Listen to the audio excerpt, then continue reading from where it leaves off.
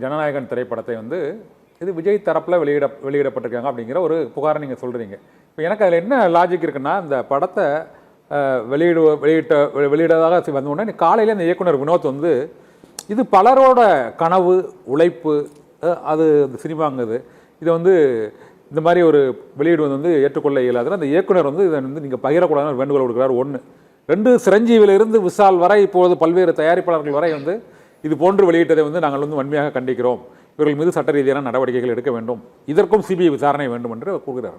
உண்மையிலே விஜய் தரப்பு வெளியிட்டிருந்தாங்கன்னா இந்த அளவுக்கு எதிர்ப்பும் கண்டனமும் அது வெளியாகுமா? இது ஏதோ பின்னணி அரசியல் இருக்கு. சொல்லுங்க. இல்ல சார், உங்களுக்கு புரியுற மாதிரி சொல்றேன் சார். உங்க நிறுவனத்துல ஒரு ஒரு ஒரு எங்கேயோ ஒரு போய் இன்டர்வியூ எடுத்திருக்கீங்க சார், நீங்க அது இன்னும் வெளியே ஆகல.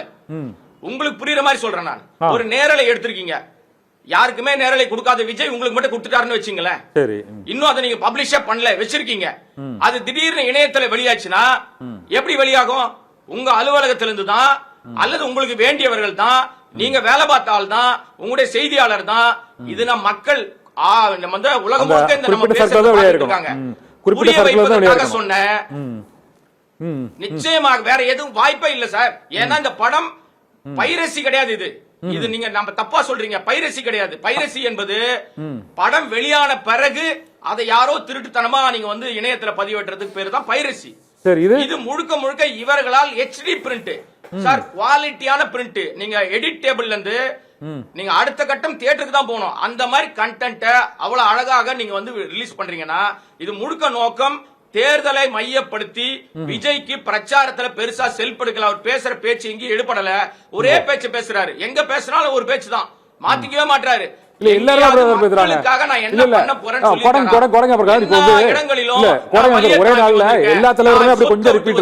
சொகுசு வாழ்க்கை விட்டு வந்துட்டேன்றாரு. கண்டென்ட் என்ன சார்? கண்டென்ட் பாருங்க சார். இல்ல எல்லா தலைவர்களுமே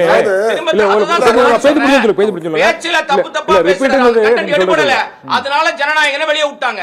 ஓ, இவரு பிரச்சாரத்துக்காக தான் ஜனநாயகன் படம் வெளியாகிருக்கு. ஓகே, கொடங்க வரது விஜய் தரப்பு தான் இதை வெளியிட்டு இப்படி ஒரு சர்ச்சையை கிளப்பி, சார் இயக்குனருக்கு வேற என்ன வேலை? படம் வெளியாயிருச்சுன்னா அவர் என்ன சொல்லுவாரு? இதெல்லாமே திட்டமிட்ட ட்ரோல் மெட்டீரியல் சார். ஒரு பெண்ணும் ஒரு ஆணும் 2 வீலர்ல போகும்போது அப்படியே சரிஞ்சு விடுறாங்க, வேன்ல இருந்து இறங்கி ஓடி போய் காப்பாத்துறாரு, அது டிராமா, அது செட்டப். நிஜமாவே வந்து இவர் வண்டி போகும்போது கீழே விழுறாங்களா? அது வரல. ஏன்னா அது வந்து அவங்களுடைய ட்ரோல் மெட்டீரியல்ல இல்ல, ஸ்கிரிப்ட்ல இல்ல, அதனால வண்டி பறந்து போயிடுது.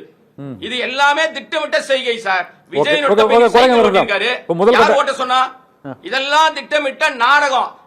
சைக்கிள் ஓட்டுறதை விட்டுட்டு 4 வார்த்தை பேசலாம்ல. ரோட் ஷோ முக்கியமா சார்? பிரச்சாரம் தானே பண்ண போனீங்க. நீங்க என்ன பண்ண போறீங்க மக்கள்கிட்ட சொல்ல வேணாம். இன்னைக்கு போயிருக்காருல்ல, 4 நாள் லீவ் விட்டுருவாரு. அவர் ஒரு எதேச்சியா நடக்குது. இந்த மக்களோட கொஞ்சம் மிங்கிலான ஒரு தரை காலிலே படலன்னு சொல்றீங்க. உங்களுடைய புரிதல் தெரியும், பேசுங்க, மக்கள்கிட்ட போய் இன்டராக்ட் பண்ணுங்க. பத்திரிகையாளர் பேக் மாட்டேங்கிறீங்க. பிடிக்க வந்தா எட்டி ஒதுக்கிறீங்க. சரி, சங்கி பத்மநாதன் கேட்டு வரேன். அப்புறம் வந்தார் கோடங்கை அவர்கள் என்ன சொல்றாரு, இந்த படத்தை விஜய் தரப்பு தான் அதை வந்து வெளியிட்டிருக்கணும். ஏன்னா அது ஒரு HD பிரிண்ட். அவர் இன்னொரு உதாரணம் சொன்னார். ஒரு அலுவலகத்துக்குள்ள ஒரு பேட்டியோ செய்தியோ எடுக்கிறீங்க, அது வந்து அந்த சம்மந்தப்பட்டவர்கள் தான் அதை வெளியிட முடியும்.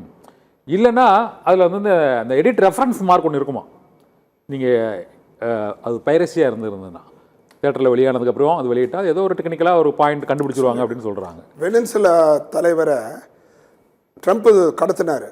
அதுக்கு காரணமே கூட இருந்த 4 பேரில் ஒருத்தன் காட்டி கொடுத்தது தான். அதே போன்று இயேசுநாதருக்கும் அதான் நடந்தது. அதே மாதிரி கூட இருக்கிறவங்க அவர் தான் கிளீனா சொல்றாரு சார். உதயநிதி ஹேண்ட் கூட தான் இருக்காரா? உதயநிதி விஜய் கூட தான் இருக்காரா? விஜய் கூட இல்லைங்க. ஏங்க உங்ககிட்ட இருக்க ஆளை தூக்கி இருக்காங்க. அதாங்க அவருடைய பொருள், அதனுடைய குற்றச்சாட்டு. அது இருக்கட்டும். டாக்டர் கனிமொழி திமுகனுடைய முன்னாள் MLA, அவங்க என்ன சொல்லியிருக்காங்க? முன்னாள் MLA கனிமொழி, டாக்டர் கனிமொழி, அவங்க MP இருந்தாங்க இல்லையா? அவங்க இன்னைக்கு சொல்லியிருக்காங்க, எடப்பாடியை விமர்சனம் பண்ணும்போது 3ஆம் நிலைக்கு செல்ல போகிறார் அப்படின்னு அவங்கள அறியாம ஒரு உண்மையை சொல்லியிருக்காங்க. என்ன உண்மை? அதிமுகவை கடந்து தாவேகா வந்திருக்கின்றது. இதை விட ஒரு சாட்சி இல்லை. அது திமுக அளவுல தெரிஞ்ச ஒரு உண்மை. அந்த கசப்பான உண்மை அவங்களுக்கு இப்பயாவது தெரிஞ்சு. நான் என்ன சொல்றேன்னா, திமுகவையும் தாண்டி தாவேகா இருக்கு. நீங்க வெளியில வர்ற ஒரு 20% 15% இளைஞர்களை மட்டும் நோக்கி உங்களுடைய பேச்சு இருக்கு. 40% சிறுபான்மை மக்கள் மிகப்பெரிய அளவுல நீங்க சார் தயவு செஞ்சு சார் ஆதரவு பத்தி கேட்கல. அவர் சொன்னது என்ன சொன்னாரு? விஜய் தரப்பு தான் முழுக்க முழுக்க வன்மம் சார். முழுக்க முழுக்க வன்மமா பேசுறாரு. நீங்க ஒண்ணே அவர் இயக்குனர்னு சொல்லிருக்கீங்க. கடந்த கால இயக்குனர்